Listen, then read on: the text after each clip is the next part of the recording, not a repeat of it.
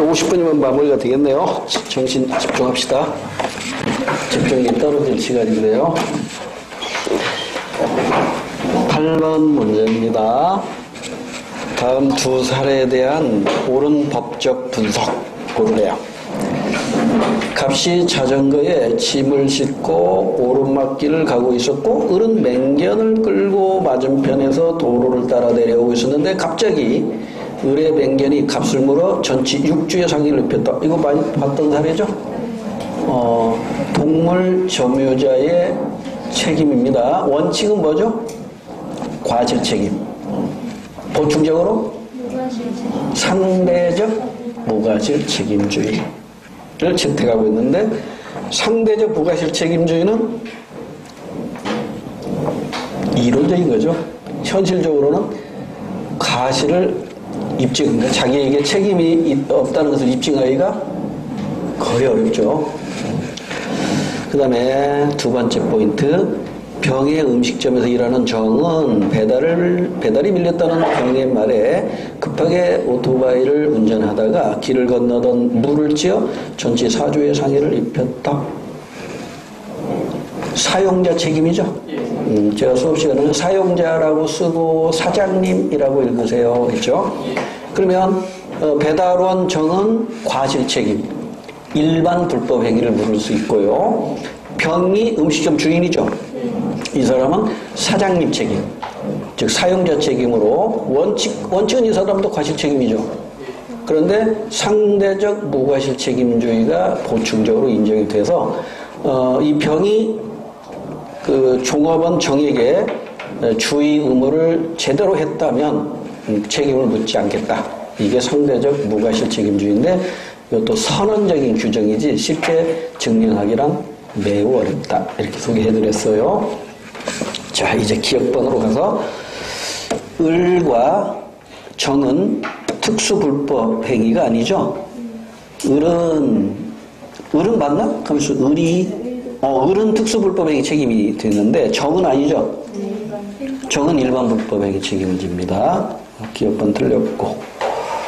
니은번, 병이 정의 선임 및 사무 감독에 상당한 주의를 하였음을 입증하면 병의 책임이 면제된다. 이걸 우리는 뭐라고 해요? 상대적 무과실 책임주의 또는 중간 책임주의라고도 표현합니다. 중간 책임. 그러니까 절대적 무과실도 아니고 과실도 아닌 중간, 상대적 무과실 책임주의 또는 중간 책임주의라고 해요. 니은번은 맞네요. 그 다음에 디귿번에 정과 달리 을은 무과실 책임을 진다. 을도 원칙은 과실 책임이에요. 그 다음에 정은 무과실 책임이 아니라 과실 책임이란 말이에요. 그러니까 말이 안 되는 얘기죠. 디귿번도 땡. 리을번, 다친 사람이죠. 무는 병이 음식점 주인 또는 정의 배달원에게 손해배상 책임을 물을 수 있다. 맞아요. 선택적으로 할 수 있습니다. 리을번도 맞아요. 그래서 디귿, 리을 4번이 정답이에요. 9번 문제. 다음 사례에 대한 옳은 법적 판단을 보기에서 고르래요. 갑은 을과 혼인하여 아들 A를 낳았으나 성격 차이로 인해 이혼하고 병과 재혼하였다. 갑은 병과의 사이에서 아들 B와 딸 C를 낳았고 아들 A와는 전혀 연락하지 않으며 지냈다. 이후 교통사고로 갑과 병은 모두 사망하였다. 갑작스러운 사망이라 유언은 없는 상태이며 갑의 아버지 정은 생존해 있다. 사망 당시 갑의 재산은 9억 원이고 병의 재산은 없다. 이거 눈으로 절대 못 풉니다. 친족 계보도 그려놓고 풀라고 그랬어요. 친족 계보도 그려보면 지금 갑이 을과 혼인을 했는데 여기에서 아들 A를 낳았어요. 요즘 뭐 아들이나 딸이나 그 상속은 다 똑같으니까 굳이 구분할 필요는 없습니다.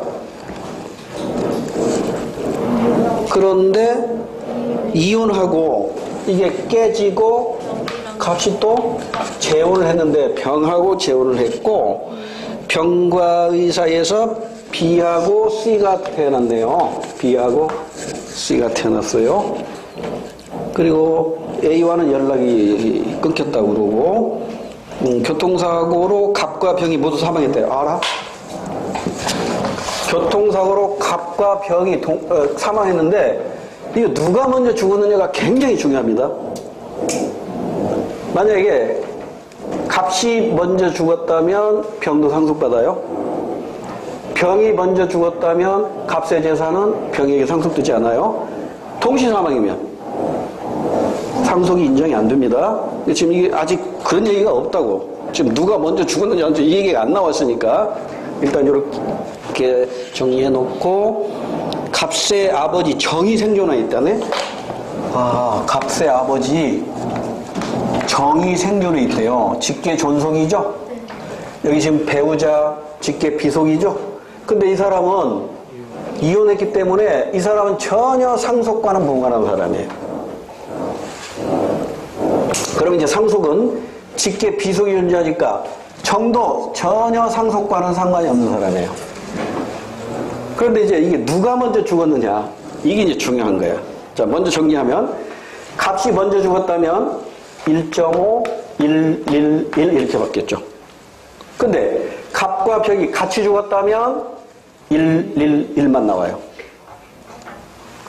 또는 얘가 먼저 죽고 이게 나중에 죽었다 하더라도 1, 1, 1이겠죠. 그러니까 얘가 먼저 죽고 얘라고 해서 죄송합니다. 이분이 먼저 돌아가시고 이분이 나중에 돌아가셨다면 이 사람의 배우자니까 1.5가 추가가 된다는 것 뿐이에요. 그죠? 그러니까 지금 이런 말이 없으니까 이제 문제 보기를 가지고 풀어나가야 돼요. 그리고 재산이 얼마라고 그랬어요?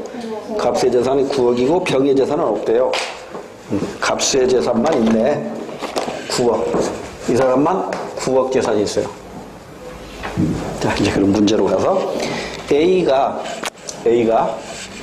상속을 포기한다면 을은 상속받을 수 있다. 땡! 말도 안 되는 소리야.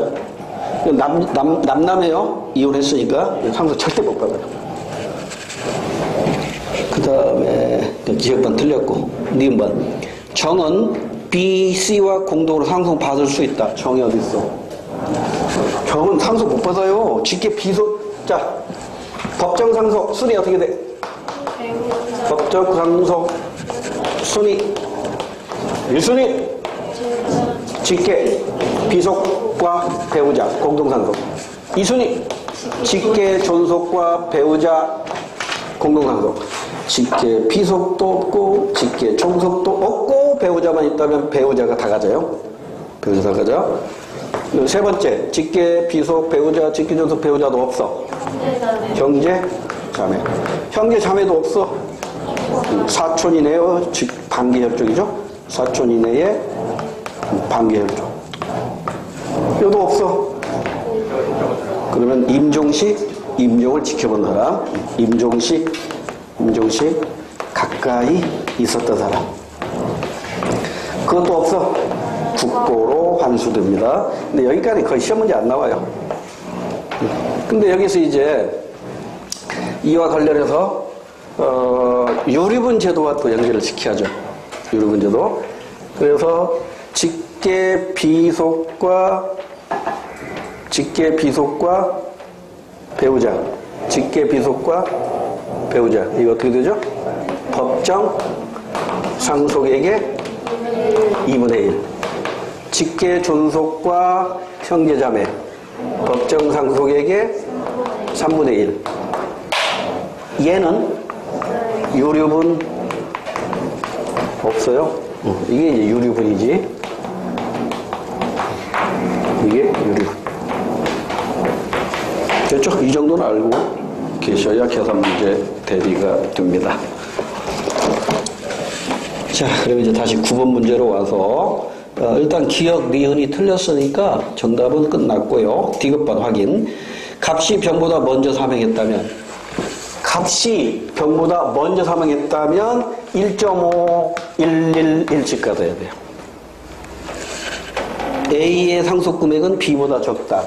A의 상속 금액은 B나 C보다 적겠죠. 왜? 이 사람이 먼저 사망했으니까 1.5가 넘어가고 이 1.5가 다시 1로 상속이 되잖아. 그러니까 A보다 B와 C의 상속분이 많아요. 왜? 병의 것이 이 자녀에게 가니까 얘한테는 안 가요. B가 안 섞였잖아. 그러니까 디귿번 받고 니을번. 병이 갑보다 먼저 사망했어요. 병이 먼저 사망했다면 이 사람 상속지분 없으니까 그냥 111 이렇게 가져요. 그러면 3억 아니지 9억이니까 333 이렇게 갔겠네. 자, 병이 갑보다 먼저 사망했다면 A와 C는 동일한 금액. 그렇죠? A, B, C가 모두 동일한 금액을 받겠죠. 됐죠? 그래서 정답 디귿 리을입니다. 10번 문제로 갑니다. 그림은 우리나라 신급제도. 신급제도는 자주 나오는 문제 중에 하나죠. 옳은 설명을 보기 위해서 고르래요. 1심법원, 2심법원, 3심법원 있는데 여기서 이제 1심법원도 조금 더 구체적으로 단독부와 할부부로 나누는 게 좋아요. 근데 지금 실선은 A에 대한 불복이라고 했는데 실선을 보니까 항소, 상고 이렇게 돼 있으니까 판결, 법원의 판결에 대한 불복이고요. 점선은 B에 대한 불복이라고 했으니까 항고, 재항고는 법원의 결정이나 명령, 협의 이혼해라 이런 결정이라든가 압류해라 이런 명령, 이런 결정이나 명령에 대한 불복이 B에 해당이 되겠네요. 그래서 기억번 맞네요. 판결은 A, 결정 또는 명령 B에 해당한다. 맞고 니은번에 가는 3심법원이니까 대법원입니다. 대법원은 헌법이나 법률에 위반된 명령, 이걸 명령규칙처분심사권이라고 해요. 이것의 최종심 맞죠? 니은번도 맞아요. 정답 1번이네요. 디귿번은 타가 1심법원, 지방법원 단독판사이면 2심법원은 고등법원이 아니라 본원 할부부라고. 본원이란 말 잊지 마세요. 지방법원 만약에 지원이라고 그러면 어떻게 돼요? 지원 합의부로 가는 게 아니거든요. 아까 잠깐 말씀드렸죠. 아까 했나 얘기했나? 이론 시간에 얘기했나? 분절편 시간에 얘기했나? 나도 헷갈리니? 아까 말씀드렸죠? 이렇게. 경미한 사건은 단독 판사, 단독부. 좀 중대한 사건은 합의부에서 재판이 이루어지고 단독부에서 1심을 한 것은 반드시 본원 합의부에 가서 2심을 거치니까 고등법원은 뛰어넘는다. 이렇게 공부했어요. 그 다음에 리을번 나다와 달리 가는 위헌법률 심판 제청권을 행사할 수 있다. 아니에요. 위헌법률 심판 제청은 재판 중일 때는 모든 재판 과정에서 할 수 있어요. 제가 하나 더 짚고 넘어가면 1심 법원과 2심 법원은 사실관계를 따져서 판결을 하니까 사실심한다. 사실심 이렇게 표현하고요. 대법원은요. 사실심 하지 않습니다. 고등법원까지의 사건의 내용에 대해서 올바로 판단하고 법 적용을 올바로 했나 이것만 판단하니까 이걸 법률심이라고 합니다. 그러니까 대법원만 법률심을 하고요. 나머지는 사실심을 하게 된다. 이것도 기억해 두세요. 11번 문제. 이거 점수 주는 문제죠. 정치참여집단 뭐 세 가지가 있잖아요. 정당, 시민단체, 이익집단 이렇게 나눠지는데 옳은 설명을 고르라고 했고 자 정권 획득을 목적으로 하는 건 딱 하나밖에 없죠. 예해서 B가 정당입니다. 특정 집단의 이익을 추구한다. 그러니까 다시 말해서 사익을 추구하는가? 예하면 이익집단이니까 북한식 발음인데 C가 이익집단이니까 A는 시민단체겠네요.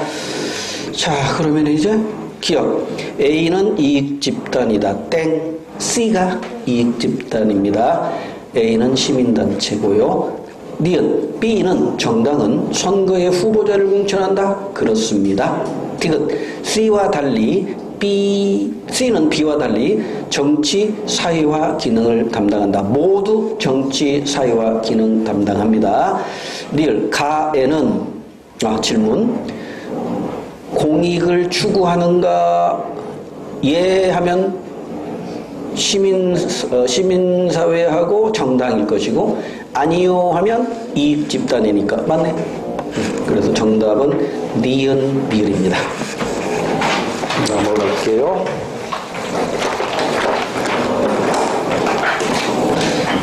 12번 그림에 대한 설명으로 옳은 걸 찾으래요.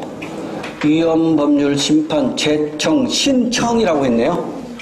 그러니까 재판 중에 재판 당사자가 신청하는 것이죠. 위헌 법률 심판 재청 이거 누가 하는 거죠? 법관이 하는 겁니다. 법관. 그러면 신청에 의해서만 해요? 직권에 의해서도 할 수 있어요? 예, 직권에 의해서도 할 수 있습니다. 신청이 없더라도 이 판사가 직권으로 이 법률 조항이 헌법에 위배되는 것 같은데 이거 한번 물어봐야겠다 해가지고 직권으로 헌법재판소에다가 위헌 법률 심판 제청할 수 있어요. 그러니까 지금 A는 이게 재판 당사자가 되는 거고요. B가 법관이 되는 거고요. C가 이거 뭐야? 헌법재판소잖아. 헌법재판소가 됩니다. 자, 그러면 옳은 거 찾아야 돼. 1번 B가 법관이죠. 니은을 하기 위해서는 기업 신청을 필요로 한다. 아니에요. 신청하지 않아도 직권으로 할 수 있어요. 필요로 하지는 않아요. 1번 틀렸고 2번 B는 권한쟁의 심판 권한을 갖는다. 땡. 권한쟁의 심판이라는 것은 국가기관 간의 다툼이 일어났을 때 이걸 심판하는 게 헌법재판소의 권한쟁의 심판권이니까 이건 C라고 해 맞겠죠? 그래서 이것도 아직 우리 시험은 나오지 않았는데 어느 모의고사에서 이런 식으로 출제를 했더라고요. 국회의장하고 국회의원하고 의사결정 과정에서 다툼이 발생했어요. 그 해결책이 안 보일 때 누가 해결해 주느냐 이런 식의 문제가 나왔어요. 그럼 국회의장 국가기관이죠. 국회의원은 국가기관이죠. 둘이 싸움이 붙었단 말이야. 해결책이 없을 때 누가 해결해 준다? 헌법재판소에서 해결해 줘요. 이걸 뭐라고 해요? 국가기관 간 쟁의조정권, 국가기관 쟁의심판권이라고 해요. 기출문제로는 얘기했었잖아. 이게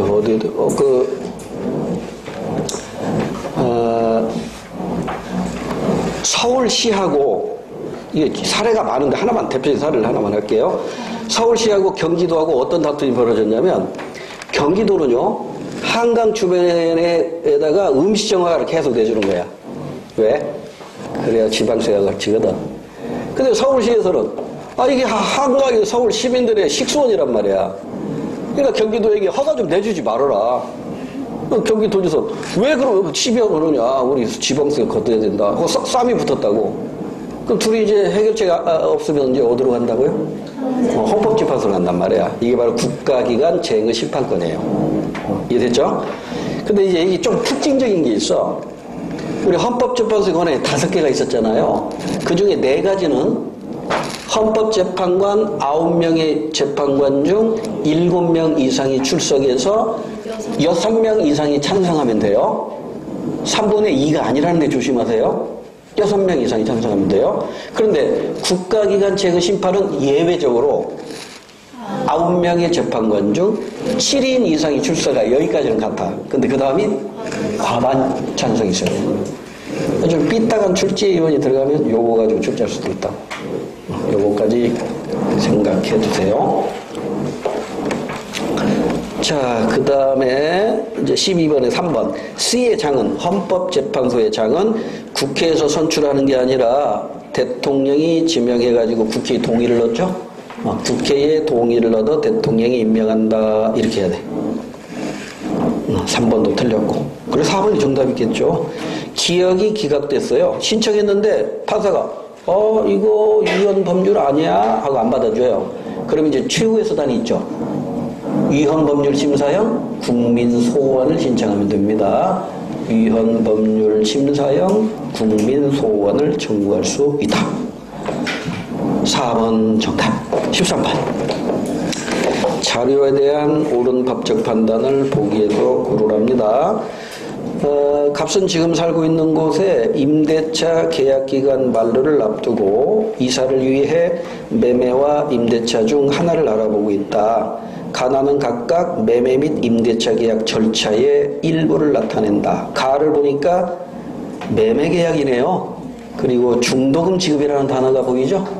중도금 지급 이후에는 원칙적으로 계약 철회, 계약 취소가 불가능하다는 것 유의하시고요.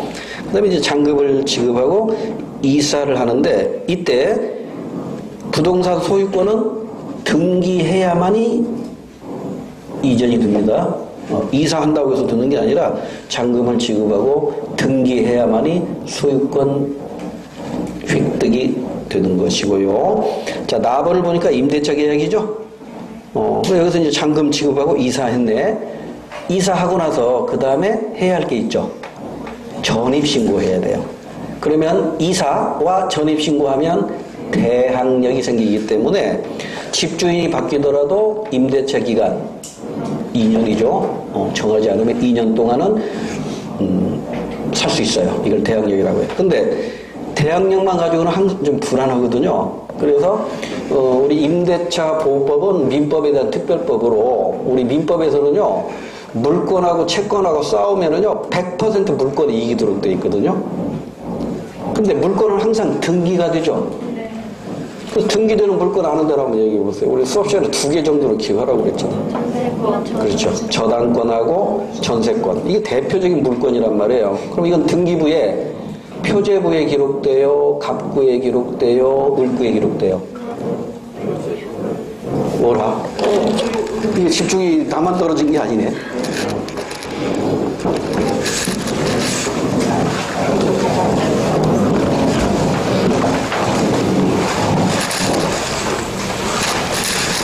보세요. 물권 변동의 효력이 그러니까 소유권이겠죠. 대표적인 게 물권 변동의 효력은 동사는 인도하면 발생해요. 인도가 뭐예요? 점유를 이전하는 거죠. 그러니까 내가 가지고 있는 노트북 점유를 이전하면 소유권이 달라지는 거란 말이에요. 근데 동사는 그렇다 치더라도 부동산은 이게 인도할 수가 없잖아요. 그렇기 때문에 등기함으로써 효력이 발생하는 겁니다. 그러니까 집을 샀다 하더라도 등기하지 않으면 내 그게 아니라고. 등기를 해야 된다고요.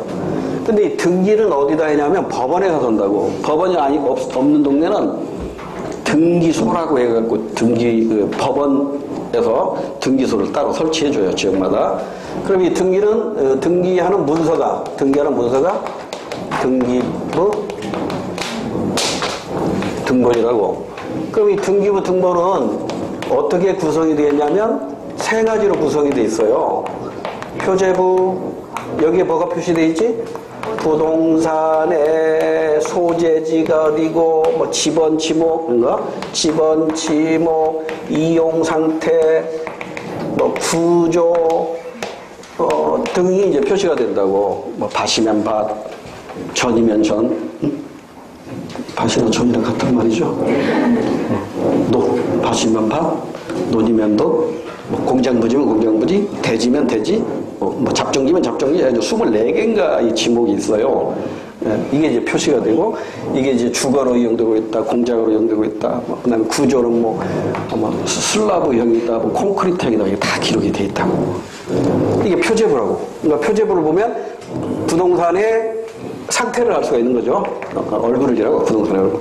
그 다음에 갑구는 소유권이 기록이 돼요. 그러니까 이제 처음에 이제 새로 지은 사람이 이제 보존 등기를 한다고 하고, 새로 지은 사람이 이제 판매를 하잖아요. 그때 이제 이전 등기가 되는 거죠. 그러니까 보존 등기 후에 이전 등기 해가지고 소유권이, 최종 소유권이 누군가 이걸 보면 알 수 있다고. 그 다음에 이제 을구가 있어요. 세 번째 페이지에. 을구는 뭐냐면 소유권 이외의 권리가 기록되어 있어요. 가장 대표적인 게 뭐예요? 저당권이나 전세권이란 말이에요. 뭐 지상권도 있고 근데 그런 무시해도 돼요. 지역권 이런 것도 등기가 뜨는데 그 무시하고 가장 대표적인 게 저당권. 저당권이 뭔지 알죠? 은행에서 돈 빌릴 때 못 갚으면 너네가 가져가. 이게 저당권이에요. 전세권. 내가 돈 보증금 주고 이 집에서 살 권리 등기하는 거예요. 근데 이 전세권 등기를 웬만하면 안 해주죠. 우리가 보통 전세권이라고 하지만 말이 전세권이지 대부분 임차권이에요. 왜? 이게 등기가 되면은 집주인이 싫어해. 그리고 이 전세권 등기할 때는 집주인의 동의가 필요하거든. 그럼 동의해줘야 안 해줘요? 안 해준다고.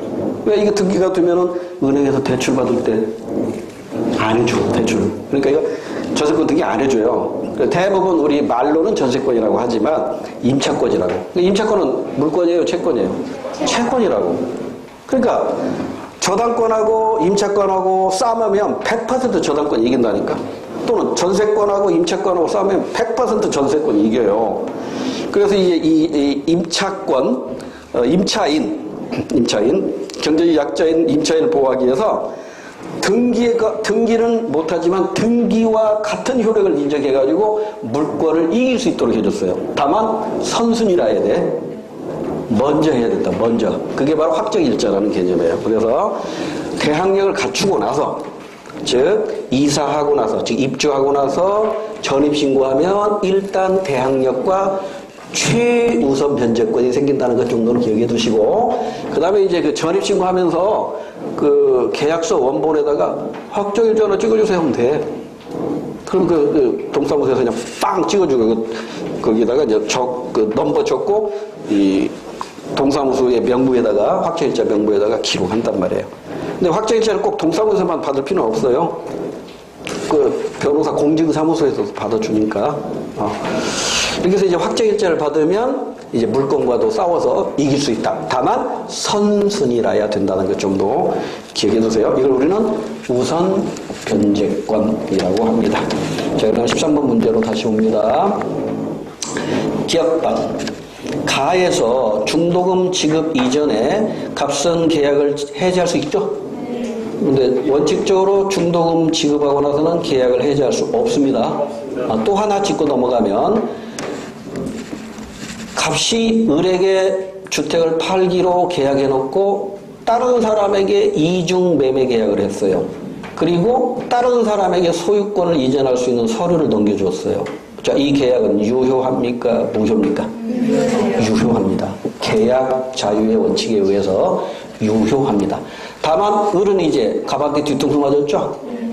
계약금의 2배에 해당되는 손해배상을 청구할 수 있습니다. 그 다음에 니은번호로 가서 가에서 이사 후 등기를 하면 등기 후 갑구에 갑이 소유권자로 기재된다. 그렇죠? 갑구에는 소유권, 을구에는 소유권 이외의 권리가 기록이 되니까요. 니은번호도 맞네요. 디귿번. 나에서 임대차에서 잔금을 지급하면 값이 소유권이 아니라 임차권. 잔금을 지급하고 지급하면 갑에게 소유권 이전되는 건 아닙니다. 가라면 받겠지. 아니다. 소유권 이전은 등기가 있어야 돼. 매매에서는. 그러니까 가에서도 해당이 안 되고 나에서도 해당이 안 돼. 땡. 밀론. 나에서 이사 후 전입신고를 하면 갑에게 후순위 권리자보다 우선 변제권이 인정되다. 땡. 하나 빠졌네. 전입신고 플러스 확정일자를 받아야 돼요. 확정일자를 받아야 우선 변제권이 생깁니다. 정답은 1번이에요. 13. 표의 기본권 A, B 옳은 거 찾으래요. A가 뭐예요? 노동상권이니까 사회권. B는 국가구조 청구권이죠? 국가구조 청구권이니까 청구권. 이렇게 되네요. 공통점이 뭐예요? 열거적 권리, 한 국가 내 권리, 상대적 기본권이네요. 자, 기억번 A는 인간다운 생활을 보장하기 위한 권리다. 사회권이니까 맞네요. 기억번 맞고. B는 국가구조 청구권이니까 기본권 보장을 위한 수단적 권리이다. 맞네. 청구권. 우리나라 헌법에는 청구권 5개밖에 없어요. 그 중에 제일 마지막에 등장한 게 국가구조 청구권이에요. 이것도 전두환 정부 때 처음 등장했어요. 참 헌법이 전두환 때 좋은 건 많이 들었어. 그래서 이제 이순자 여사께서 민주주의 아버지가 전두환이다 뭐 이렇게 얘기하는지 모르겠지만, 자, 일단 정답은 기억 니은입니다. 자, 디귿번 B는 A와 달리 적극적 권리다. 땡. 둘 다 적극적이고 개별적이고 열거적이고 한 국가 내 기본권이고 상대적 기본권입니다. 리을번 A, B는 모두 근대 시민혁명 직후에 확립된 권리이다. 땡. 모두 현대 국가에서 등장한 겁니다. 근대 시민혁명 직후에 확립된 권리는 자유권으로 이해하시면 됩니다.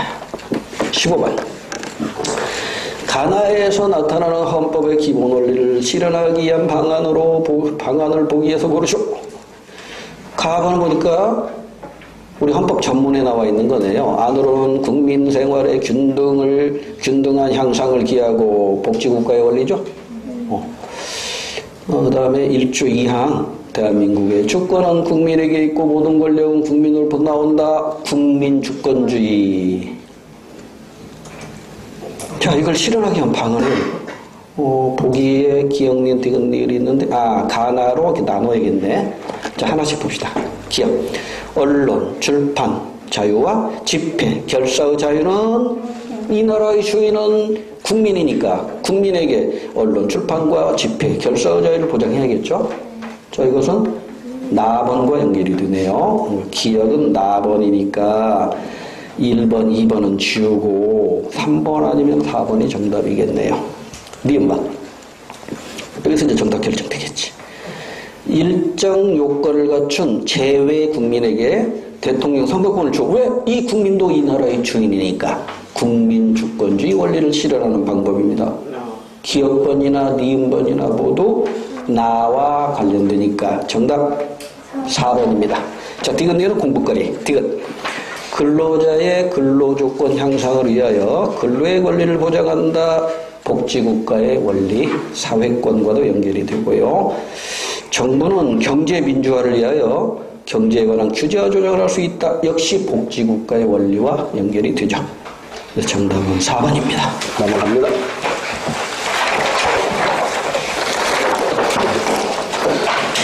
16번 A에서 C에 대한 설명으로 옳지 않은 걸 찾으래요. 문화 같으네요. 한 사회 구성원 대부분이 공유하는 문화를 뭐라고 하죠? 전체 문화. 그럼 전체 문화 하면 떠오르는 게 서브컬처, 하위 문화 또는 부분 문화. 한 사회 안에 특정 집단에서만 향유하는 독특한 문화를 서브컬처, 즉 하위 문화라고 한다. 그런데 B, 즉 하위 문화 중에서도 그 사회의 지배적인 문화에 저항하고 대립하는 문화가 있는데 이걸 우리는 반문화라고 하죠. 이를테면 히피 문화. 그 다음에 또 뭐가 있죠? 언플러그드 뮤직. 전자음향을 사용하지 않는 순상음악. 이런 것들. 또 뭐가 있어요? 양성애자에 대한 반발로 동성애자가 등장하잖아. 이것도 반문화죠. C라고 한다. 자, C. 반문화는 사회적 갈등과 대립을 유발하기도 하지만 새로운 변화를 이끌어내는 사회 발전의 계기가 되기도 합니다. 예를 들어 프랑스의 신흥부르주아 문화는 당시 주류 문화에 저항하면서 시민혁명을 이끌어냈다. 여러분, 우리나라의 주류 문화는 자유입니까? 평등입니까? 자유죠. 그죠? 북한의 주류 문화는 자유입니까? 평등입니까? 평등이죠. 이게 달라져요. 그럼 우리의 평등을 강조한다면 말만 나오면 사회주의, 빨갱이 이런 말 나오고 그러잖아. 그렇죠? 그래서 이제 주류와 비주류, 그러니까 반문화가 바로 비주류 문화를 말하는 것이죠. 근데 이제 이게 시대에 따라 달라요. 시대에 따라 달라지고 나라에 따라 달라질 수 있으니까 상대적인 개념이다. 그래서 이걸 제가 수업 시간에 이렇게 얘기했었죠. 여기 전체 문화가 있다면 전체 문화를 구성하는 게 굉장히 많아요. 그래서 우리 고등학교 교과서에 보면 이 서브컬처로 대표적인 게 지역 문화가 있죠. 지역 문화. 뭐가 있어요? 도시 문화, 농촌 문화, 뭐 이런 게 있잖아요. 산촌 문화, 뭐 이런 게 있잖아. 제가 알고 있는 분 중에 KTX 전무하시는 분이 있어요.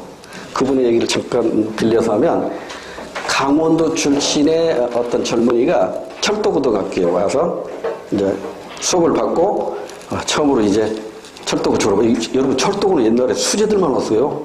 전부 국비로 다 했으니까. 그래가지고 이제 일반 열차를 이제 승무원으로 일하게 됐는데 이 젊은이가 이게 밖을 넉넉히 쳐다보는 바람에 자기 업무를 못한 적이 있대요. 왜?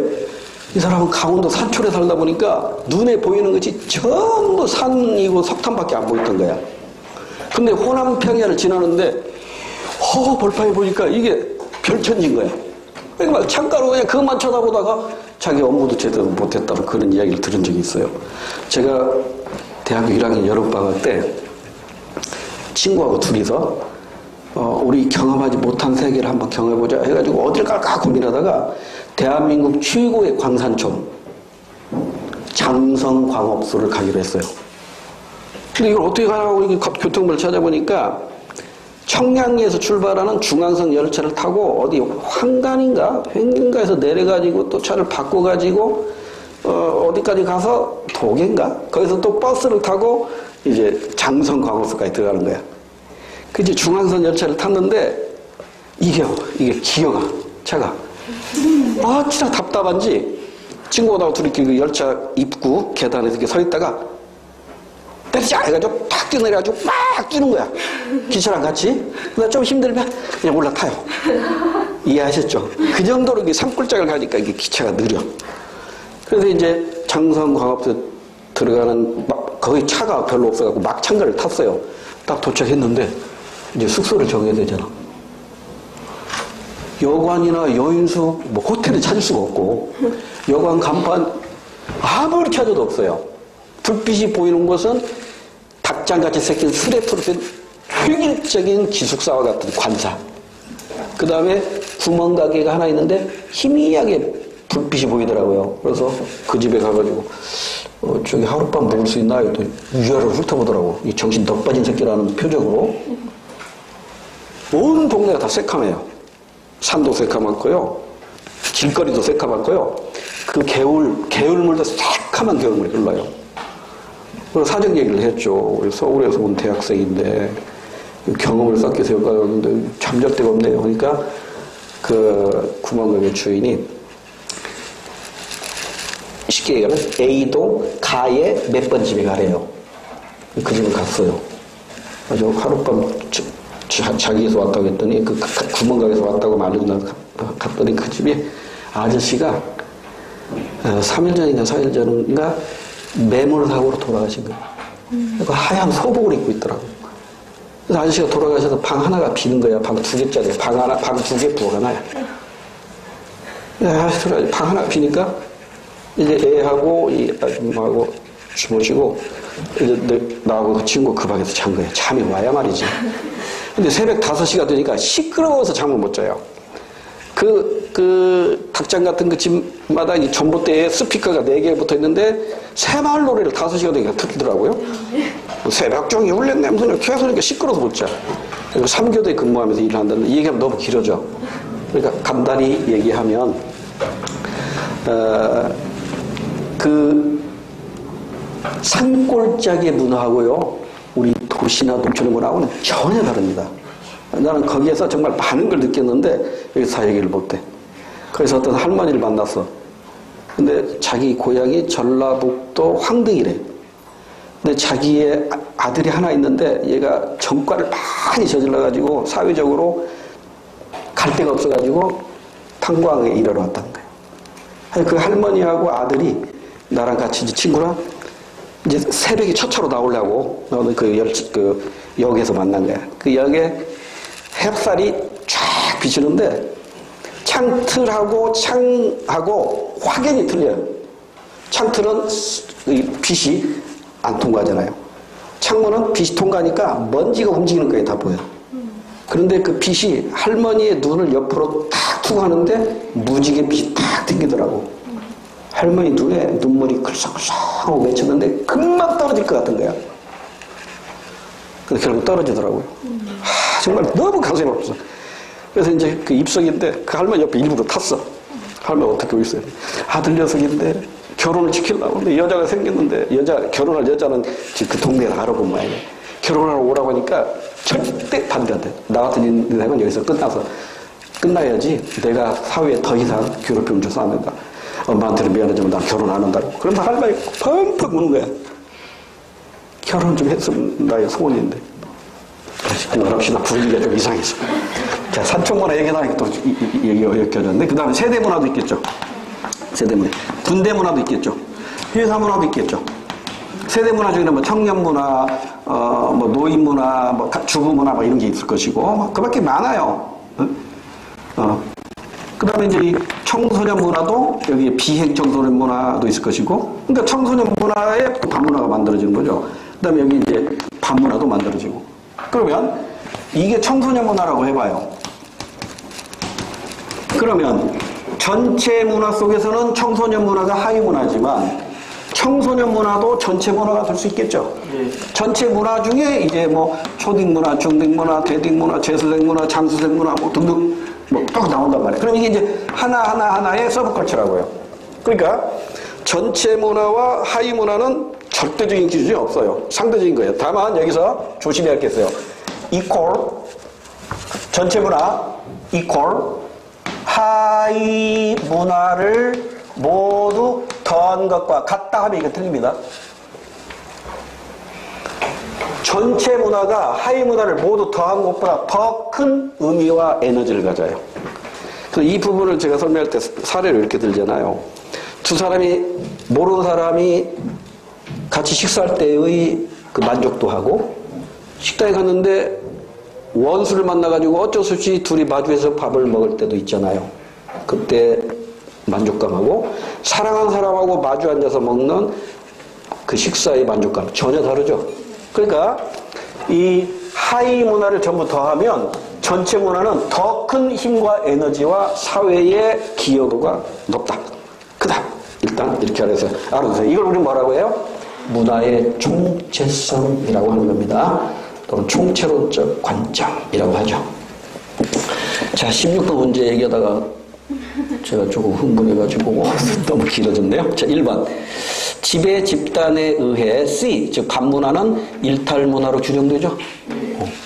그 다음에 B가 하위문화는 A, 전체 문화와 달리 해당 집단 구성원의 소속감을 강화시키던 달리 때문에 틀렸네요. 전체 문화. 여러분, 이게 전체 문화니까 이게 한국 문화잖아요. 한국 문화. 한국 문화나 청소년 문화나 이게 다 한국인으로서 갖는 정체성, 청소년으로서 갖는 정체성 다 있단 말이에요. 따라서 2번은 달리 때문에 틀렸어요. 그래서 정답이고요. 모든 C는 반문화는 B, 즉 하위 문화의 한 유형이라 할 수 있겠죠. 맞고 B, C는 사회 환경의 변화에 의해 A가 되기도 한다. 맞죠? 서브컬처나 반문화가, 하위 문화나 반문화가 환경이 변하면 전체 문화가 되기도 합니다. 17번. 값의 연구에 대한 분석을 보기 위해서 옳은 분석.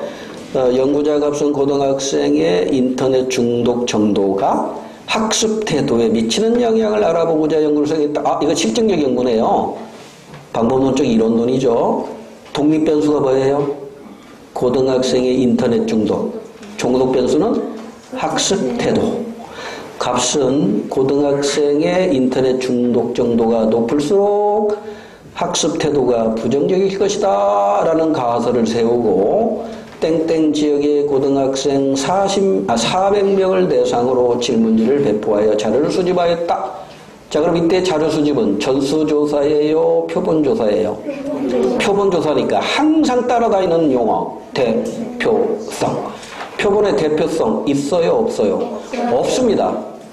대표성이 있기 위해서는 균형 있게 남학생 몇 명, 여학생 몇 명, 상위 클래스 몇 명, 하위 클래스 몇 명, 이런 식으로 또 상위 가족, 상위 학생 몇 명, 하위 학생 몇 명, 계층별로 이렇게 균형 있게 선택을 해야 이게 표본의 대표성이 있는데, 무작위로 400명이건 4,000명이건 4만 명이건 이건 표본의 대표성이 없어요. 표본의 대표성이 없으니까 이 조사 결과에 대해서도 일반화할 수 없습니다. 자, 분석 결과 값은 인터넷 중독 정도가 높은 고등학생일수록 그렇지 않은 고등학생에 비해 부정적인 학습 태도를 가진다는 결론을 내렸다. 그러니까 아까 가설과 같은 결론이 나왔죠? 그럼 가설은 기각된 거예요? 수용된 거예요? 수용된 거죠. 그러면 일반화할 수 있어요? 없어요? 있어요. 그러나 이 일반화된 게 일반화할 수는 있지만 그 일반화가 신뢰성을 잃게 되는 것이죠. 자, 그러면 연구 결과 모든 학생들에게 일반화할 수 있다, 없다 이렇게 해야 되겠지. 왜? 표본의 대표성이 없기 때문에. 기업번째, 인터넷 중독 정도가 높은 고등학생들은 실험 집단이다. 이러면 실험 집단이 나오려면 통제 집단하고 실험 집단, 이래서 실험법이 나와야 되는데 여기는 지금 질문지를 배포했다고 했기 때문에 실험법이 아니거든요. 실험법이 아니기 때문에 통제 집단이나 실험 집단은 존재할 수가 없어요. 그 논문도 틀렸어요. 디귿반, 자료 분석 결과에 따르면 연구자 값의 가설은 수용된 겁니다. 맞고, 인터넷 중독 정도가 독립 변수 원인이고요. 학습 태도가 종속 변수 결과 맞네요. 정답 4번이고요. 18번. 다음에서 강조하는 사회적 소수자에 대한 진술로 가장 적절한 거. 사회적 소수자 문제인데, 우리 사회 불평등 현상에서 우리 교과서에 보면은요, 여러 가지 다양한 현상, 불평등 현상으로 세 가지가 나와요. 첫 번째가 뭐였어요? 공부했잖아. 빙고 문제. 이건 도표 분석 문제 대비해야 돼요. 그래서 이건 다음에 이제 다시 한번 소개하겠지만,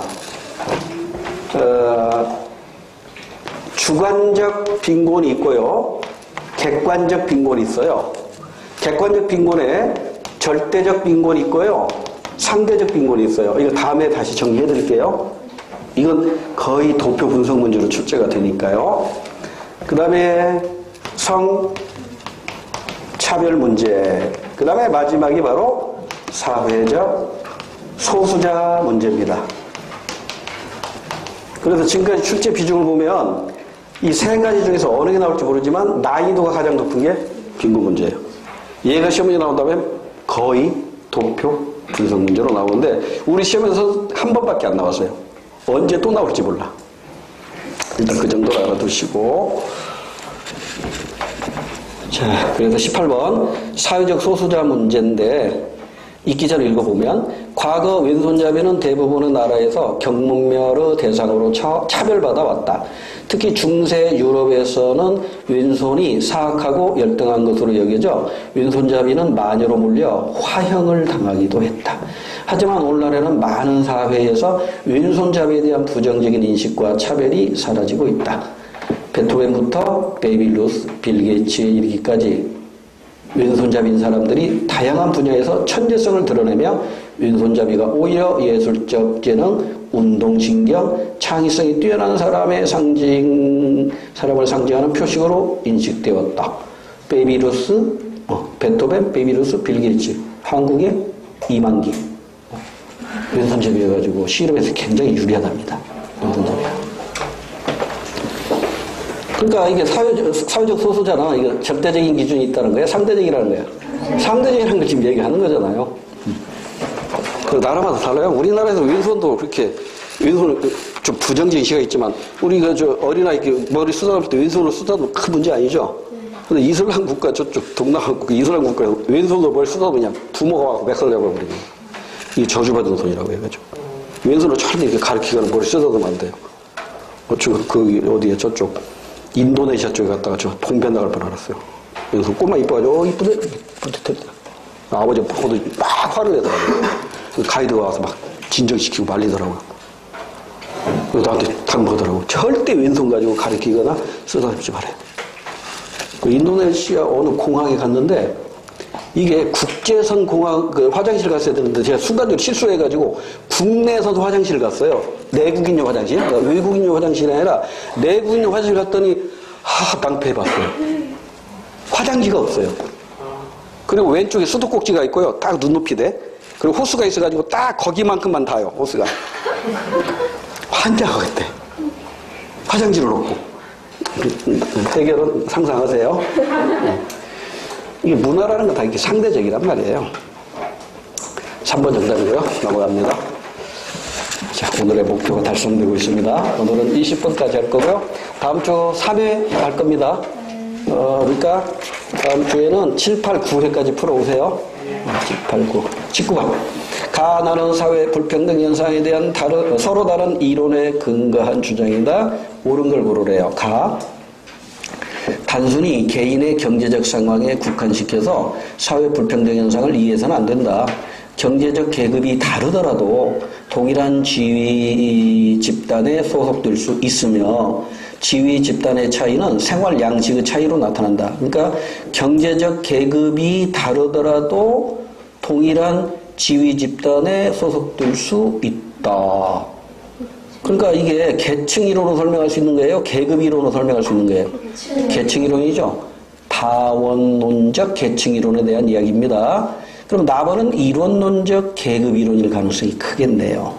역사 발전 단계별로 주요한 생산 수단의 소유 여부에 따라, 그러니까 농경사회에서는 토지가 생산 수단이죠. 자본주의에서는 자본이 생산 수단이죠. 이걸 가지고 있는 사람이 지배계급이라는 거죠. 권력관계가 결정된다. 자본주의 경제체제에서는 자본을 소유한 집단과 그렇지 못한 집단 간의 권력관계가 형성된다. 이게 바로 이론론적 계급 이론입니다. 그러니까 가는 경제적인 부, 정치적인 권력, 사회적인 위신 이 세 가지를 가지고 상, 중, 하를 구분하는데 이게 하나의 연속선상에 나열되었다고 공부했죠. 상중하의 구분이 명확하다, 명확하지 않다. 명확하지가 않아요.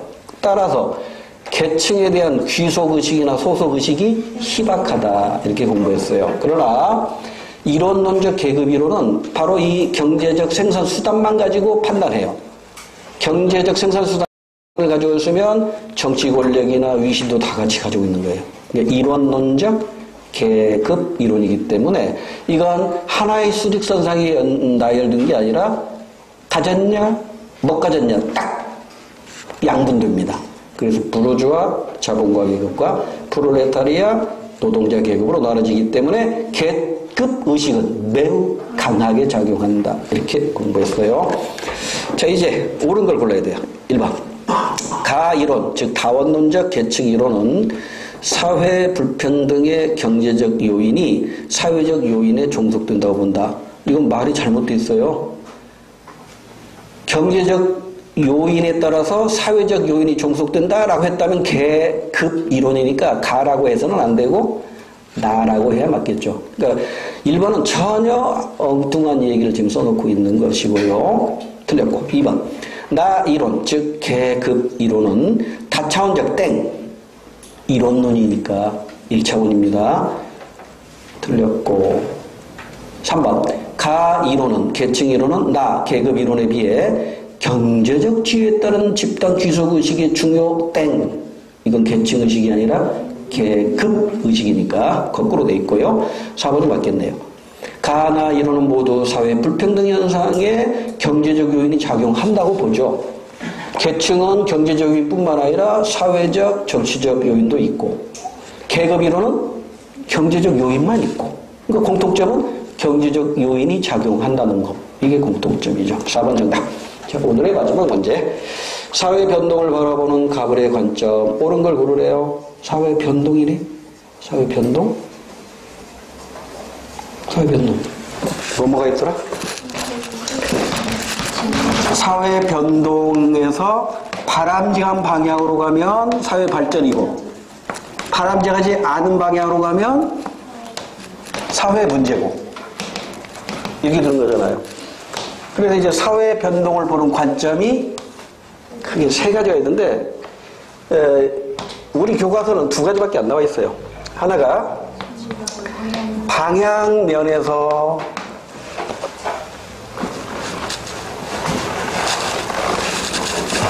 또 하나는 사회 구조면에서, 사회 구조면은 끝났죠? 기능론 아니면 갈등론. 이 두 개밖에 없어요. 이거 뭐 다 잘 아셨네요. 방향면에서는 일정한 하나로 정해진 방향이 있으면 이게 바로 뭐예요? 진화론. 일정한 방향이 없으면 순환론. 근데 이 순환론을 다른 말로는 뭐라고도 한다? 숙명론적 관점, 운명론적 관점. 그러니까 진화론은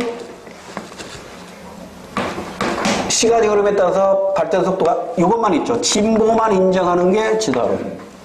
진보 퇴보를 동시에 인정하는 게 순환론. 이렇게 되는 거잖아요. 근데 이 두 가지는 모두 방향면 가지고 구분한 것이지 사회 구조면이 아닌데, 집중력이 떨어지면 진화론이나 순환론은 모두 사회 구조적 측면에서 분류한 것이다. OX. X잖아. 근데 지금 제가 얘기하니까, 써놓고 얘기하니까 X하지만 시험장에서는 바로 안 나온다니까요. 맞아! 이렇게 나온다고. 확실히 공부하시래요. 자, 20번. 답.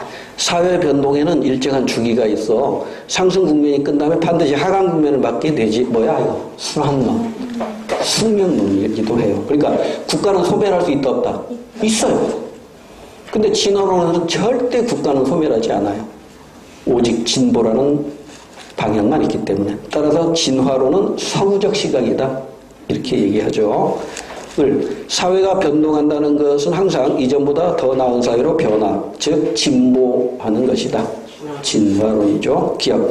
값은 인간의 의지로 사회 진보를 지속할 수 있다고 본다. 인간의 의지로 지속할 수 없습니다. 값이 순환론이죠. 순환론은 숙명적인 겁니다. 인간의 의지와 상관없어요. 운명적인 거야. 운명적인 것이니까 의지로, 인간의 의지로 불가능하다. 기억번 땡, 니은번. 을은 서구 중심적 사고의 바탕을 두고 있다. 맞나요? 진화론은 서구 중심적서가 맞고, 디귿번에 갑과 달리 을은 사회 변동에 대해 부정적 입장을 취하고 있다. 갑과 달리 을은, 갑이나 을이나 사회 변동에 대해서 부정적인 건 아니에요. 그 다음에 갑의 관점은 미래 사회 변동을 예측하는데 한계가 있다는 비판을 받는다. 순환론이죠. 순환론이기 때문에 진화론은 예측이 가능하죠. 방향이 하나밖에 없으니까. 근데 순환론은 방향이 두 개라고. 진보, 퇴보, 방향. 이거 어떻게 예측하냐고. 방향이 하나면 예측이 가능해요. 근데 방향이 두 개이기 때문에 예측 불가. 따라서 리을번도 맞아요. 자, 예전에 또 많이 틀렸던 게 뭐냐면, 진화론은 일정한 방향으로 사회가 변한다는 거다. OX. 맞습니다. 그렇죠? 그런데 일정한 방향으로 사회가 변하는 관점에는 진화론과 순환론이 있다. OX. X예요? 진화론만 일정한 방향 인정하니까 순환론까지 끼어 들어가면 안 된단 말이야. 근데 깜빡 쏟는다고. 방향이니까. 내가 이렇게 얘기할 때는 알아들어요. 근데 시험장에서 이걸 못 골라내니까 문제라니까. 이런 것만 조심하시면 돼요. 됐죠? 오늘 여기까지 하고요. 다음 주에 7, 8, 9회 풀어보세요. 7, 8, 9회. 수고하셨습니다. 마칠게요.